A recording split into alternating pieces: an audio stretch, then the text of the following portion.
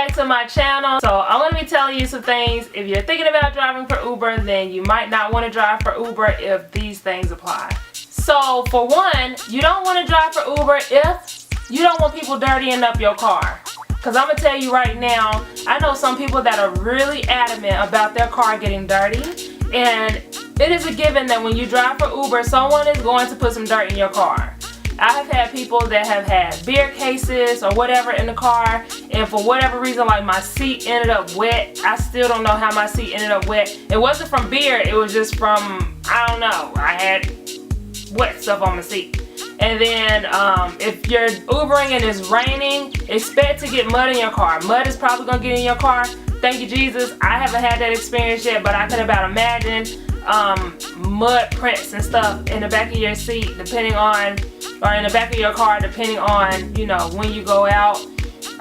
So definitely, if you don't feel like cleaning up after other people, like if you typically keep a clean car and it just irks you to see a little piece of dirt in your car, don't drive for Uber. You shouldn't drive for Uber if you don't like talking to people. When I tell you, like, luckily I'm an extrovert where I like talking to people, but some people are very introverted where they don't like to be bothered. Like, they don't like having conversations.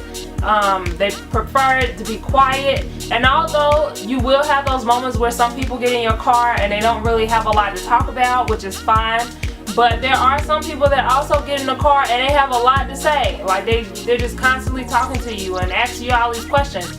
So if you're not a people person, or if you don't like being bothered or talking to people, then Uber is not for you. I'm trying to tell you. Because they're going to talk. You shouldn't drive for Uber if you don't want extra wear and tear on your car. Uber is a job where you're driving, so quite frankly, you're going to have extra wear and tear on your car. You're going to have to get, you know, regular maintenance done more regularly than you normally would if you just drove, you know, like normal people do other than driving for Uber. It does bring the value of your car down faster because you're constantly driving.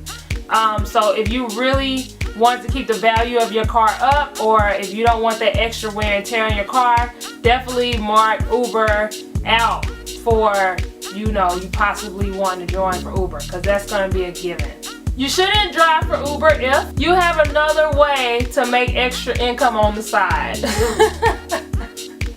Now, I don't know if you've seen another, I don't know if I posted it yet, but I have another video about Uber that's either coming up or if I already posted it.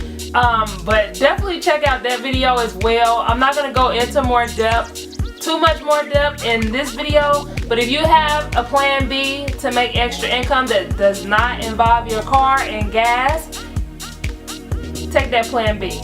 And I ain't talking about the pill.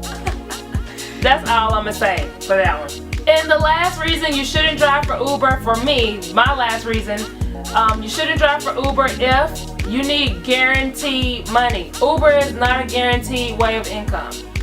Uber is based on demand, is based on surging, is based on Uber. So you can't be like, hey, it's Monday, I need $300, let me go out there and make $300. It's gonna be really hard for you to do that unless it's an event or something going on that Monday. Like, you can't just pick a day and be like, hey, I'm going to make this amount of money. Or even say this week I'm going to make this amount of money. Because if there's not really a lot of trips out there for you, you can drive. And see, the thing with Uber is you can drive and drive and drive, but the more you're driving, the less you're making until you get in a negative, because you're driving out the gas. So you driving, every mile that you drive, you're lowering the amount that you're making even when you get a car ride, or even when you get an Uber ride, because let's say that Uber ride is $5, but you just drove $10 of gas out, you in a negative. So if you need guaranteed money, then definitely you shouldn't drive for Uber. I hope that answered your question. I hope you enjoyed this video. As you know, I've been driving for Uber for about a month.